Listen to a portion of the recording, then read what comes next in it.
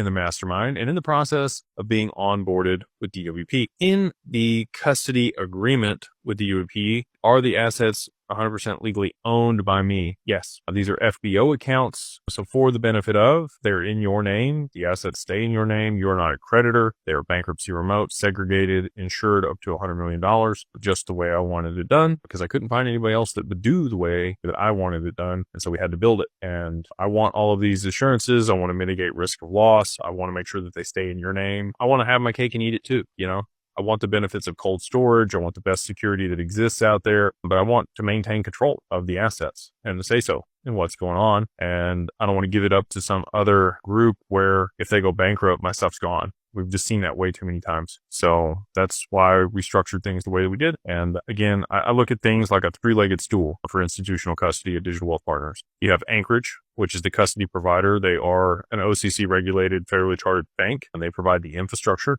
If they go out of business or go bankrupt, another trust bank steps in and manages those accounts. Same infrastructure. That's not likely that that's going to happen. You would still have to go through the bankruptcy proceedings, but the assets are, never lost. They would be returned to you in kind, which is another big thing for me. They would not be liquidated and give you the cash like you would in a bankruptcy where you are a creditor of the institution. Anchorage does a good job. They have Anchorage Digital, which is the custody side of their business. And then they have another Anchorage Exchange component, which is the exchange side of their business. So that's one leg of the stool. The other leg of the stool is us. We're Digital Wealth Partners. We provide advisory, and all the other benefits that we bring along to the table with the products and solutions that we have. If we go out of business, something bad happens to us and we're gone, you just work with another RIA and assign your account there at Anchorage to another RIA. Move it right over. No big deal. Assets are still safe.